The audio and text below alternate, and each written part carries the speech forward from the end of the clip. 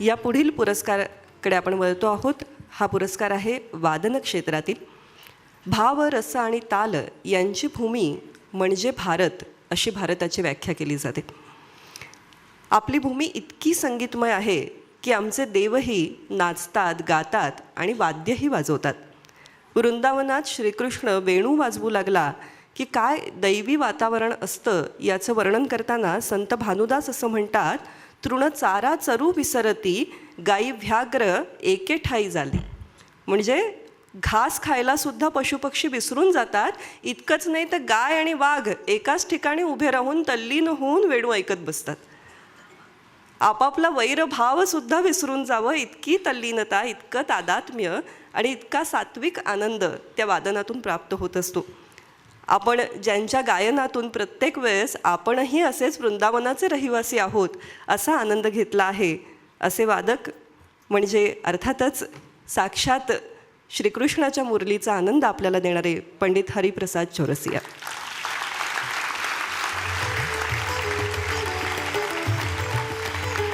त्यांच्या नावातच किती सार्थकता आहे बघा. खऱ्या अर्थाने ते आपल्यासाठी हरीचा प्रसाद आहेत.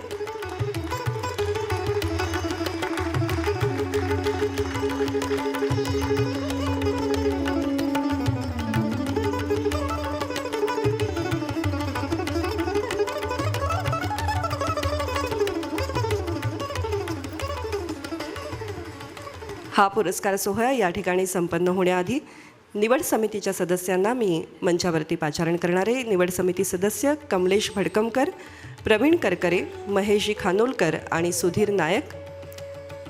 प्रवीण करकरेजी आणि महेशजी या ठिकाणी उपस्थित आहेत. मी दोघांनाही मंचावर येण्याची विनंती करते. निवड समिती हे काम पाहत असताना महेशजी खानोलकर तर परदेशात होते आणि म्हणून सुधीर नायकांची योजना करण्यात आली की आता हे परदेशात आहेत तर हे कसं काम पाहू शकतील. पण त्यांनी तिथून ऑनलाईन काम पाहून या सगळ्यांनी एकदिलाने हे निवडीचं काम संपन्न केलं. आपलं मंचावरती स्वागत.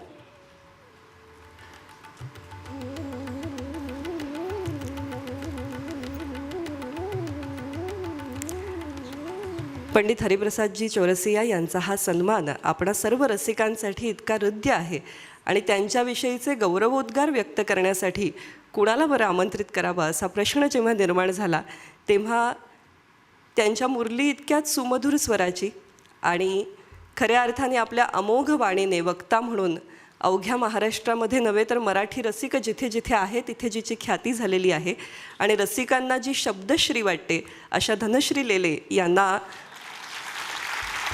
मानपत्र वाचनासाठी किंबहुना पंडितजींविषयी गौरवोद्गार व्यक्त करण्यासाठी आमंत्रित करते. नमस्कार. खरं सांगायचं तर जेव्हा हे काम माझ्याकडे आलं तेव्हा माझे हातपाय गारठून गेले. मी म्हटलं मी काय लिहिणार, म्हणजे माझी अवस्था त्या मुरलीसारखी झाली.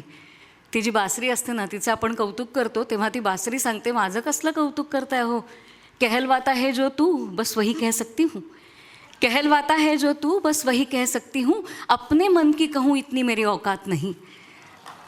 आणि मला असं वाटलं की हेच माझ्या बाबतीतही खरं आहे. म्हणून मग काय उपाय करावा, काही नाही, हरिजींचा यमन लावला आणि जे आलं ते लिहून काढलं ते आपल्यासमोर.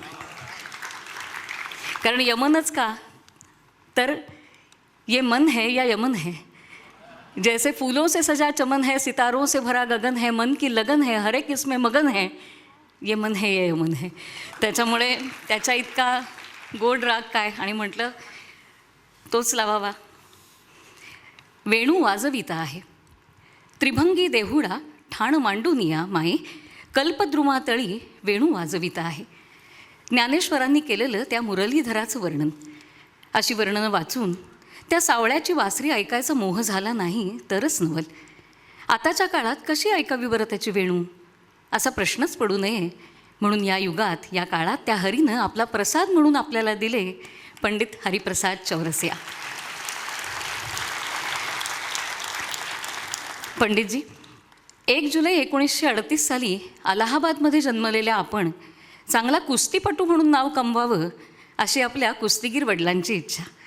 त्यांच्यासाठी आपण आखाड्यात उतरलातही, पण आपल्या हातून इतर कुस्तीगिरांना चितपट करण्याचं नाही तर आपल्या वादनातून रसिकांना संमोहित करण्याचं ईश्वरी कार्य आपल्या पत्रिकेत आणि आम्हा रसिकांच्या भाग्यात लिहिलं होतं. कुस्तीच्या प्राथमिक शिक्षणातून आपली दमसास वाढली, जी बासरीसाठी पूरकच ठरली.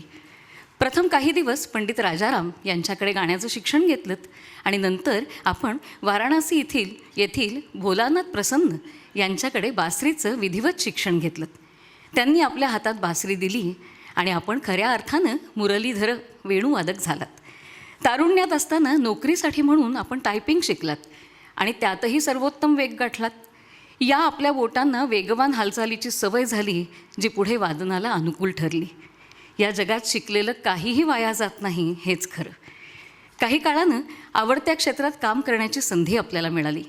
ऑल इंडिया रेडिओ कटक इथे आपण रुजू झालात आणि आपल्या प्रतिभेला पंख फुटले.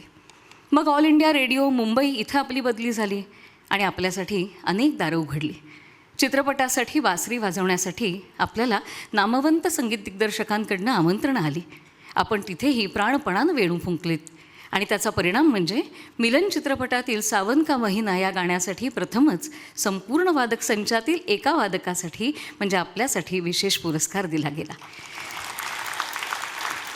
तसंच हिरो चित्रपटासाठी आपण वाजलेला बासरीचा एक स्वरखंड कित्येक वर्ष या क्षेत्रातील आपल्या कामाची साक्ष देत राहील. चित्रपट संगीत क्षेत्रातही आपण आपली शिकण्याची वृत्ती कायम सतेज ठेवलीत. त्यामुळे संगीत दिलं जातं किंवा एखादं गाणं रेकॉर्ड होतं तेव्हा नेमकं काय होतं याचं अवलोकन आपण केलं, अभ्यास केलात आणि म्हणूनच इतर संगीत दिग्दर्शकांसाठी बासरी वाजवणारे आपण काही काळात स्वतः चित्रपटांचे संगीत दिग्दर्शक झालात. सुप्रसिद्ध संतूरवादक शिवकुमार शर्मा यांच्याबरोबर शिवहरी या नावानं आपण लम्हे, चांदनी, परंपरा, डर, सिलसिला अशा अनेक चित्रपटांना संगीत दिलं आणि ह्या क्षेत्रातही आपली मुद्रा उमटवलीत. पंडित शिवकुमार शर्मा यांच्याबरोबर 1967 साली कॉल ऑफ द व्हॅली ही शास्त्रीय रागदारीवर आधारित संतूर आणि बासरी या वाद्यातून एक कहाणी सांगणारी ध्वनिमुद्रिका आपण केलीत आणि त्यानंतर शिवहरी ही जोडी अशी जमली की जणू भारतीय अध्यात्मातली हरिहराची जोडीच. इतकंच नाही तर जॉन मॅकलॉग्लिन, जॉन गार्बरेक आणि केन लाउबर या पाश्चिमात्य संगीतकारांनाही आपल्या समवेत काम करणं ही एक मोठी पर्वणी वाटली. बीटल्स या विश्वविख्यात बँडमध्येही आपलं वादन वेगळा ठसा उमटवून गेलं. आपण ह्या वाद्याचा, शास्त्रीय संगीताचा एकल कार्यक्रम करावा असं स्वप्न आपण उराशी बाळगलं होतं. ते पूर्ण करण्यासाठीच जणू मा अन्नपूर्णा देवी ज्या उत्तम सतारवादक होत्या त्या आपल्याला गुरु म्हणून लाभल्या. त्यांच्या आशीर्वादानं आणि मार्गदर्शनानं आपण देशविदेशातील रसिकांचं हृदय काबीज केलं. रसिक या मुरलीवाल्याच्या मागे मागे येऊ लागले. हे वाद्य केवळ गायकी अंगानं नाही तर सतार, सरोद अशा तंतुवाद्यांच्या पद्धतीनं सुद्धा वाजवता येतं, हा अद्भुत चमत्कार आपण करून दाखवलात. पंडितजी, आपण जेव्हा डोळे मिटून वेणू फुंकताना तेव्हा बघता बघता त्या मंचाचं वृंदावन होऊन जातं. आपल्या बासरीतून वाहणाऱ्या स्वरलहरी म्हणजे जणू यमुनेच्या पाण्याला स्पर्शून येणाऱ्या सुगंधित मरुल लहरी. त्या ऐकता ऐकता आम्हा रसिकांच्या चित्तवृत्ती प्रसन्न होतात. मनातले खार, विखार, विकार, निराश विचार सारं सारं निघून जातं. निरभ्र आकाशासारखं मनही नितळ निरभ्र होऊन जातं. ही टवटवी आम्हाला मिळते ती आपल्या वेणूतून. आपली साधना, या वाद्याप्रती असणारी आपली निष्ठा, गुरुप्रती असणारा नम्रभाव, आपण केलेला रियाज आणि भारतीय संगीताबद्दलचं आपलं प्रेम या साऱ्याची प्रचिती आपल्या वादनातून येते. पंडित शिवकुमार शर्मा आपल्याविषयी म्हणाले होते, आम्ही वादक वाद्याला वश करू पाहतो, पण हरिजींच्या बाबतीत मात्र त्यांचं वाद्यच त्यांना वश होऊ पाहतं. खरं आहे, आपण बासरी हातात घेऊन जेव्हा मंचावरती छान बैठक जमवताना तेव्हा आम्ही श्रोते अगदी श्वास रोखून बसतो. कारण आमच्यासाठी आता सुरू होणार असते ती केवळ स्वरयात्रा नसते, तर असते एका स्वर्गीय आनंदाची अद्भुत यात्रा.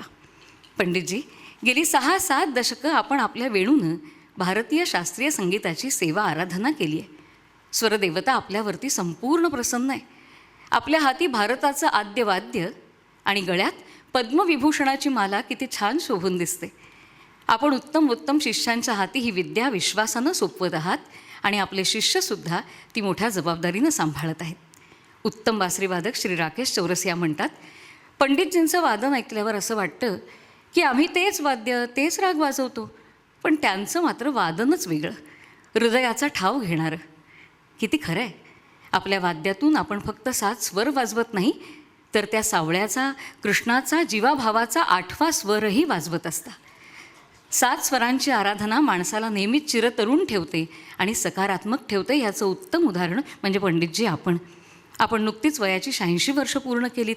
जीवेत शरदशतम अदीनः स्यात् अशा आपल्याला मनपूर्वक शुभेच्छा आणि आपल्याला निरामय आरोग्य लाभो अशा सदिच्छांसह हा चतुरंग सुवर्णरत्न सन्मान आपल्याला देणं हा खरं तर चतुरंगाचाच सन्मान. धन्यवाद.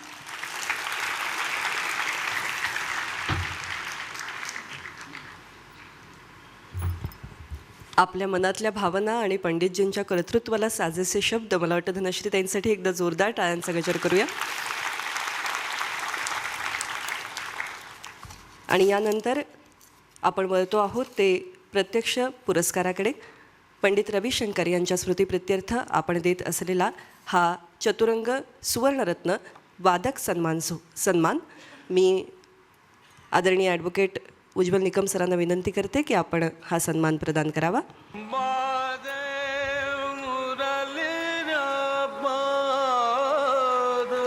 शाल, श्रीफळ, आत्ता ज्याचं वाचन झालं ते मानपत्र आणि सन्मानचिन्ह असं या सन्मानाचं स्वरूप आहे.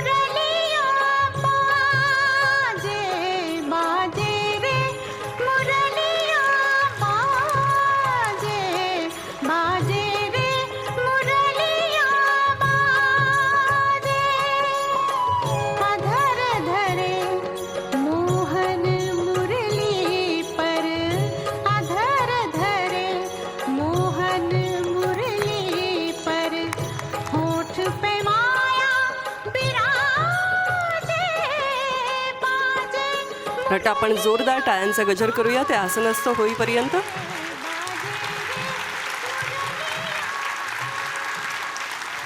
अतिशय हृदय असा, अगदी काळजालगतचा असा हा सन्मान या ठिकाणी संपन्न झाला आहे. आणि यानंतर निवड समितीच्या सदस्यांचा सन्मान करण्याची विनंती मी चतुरंगच्या कार्यकर्त्यांना करते.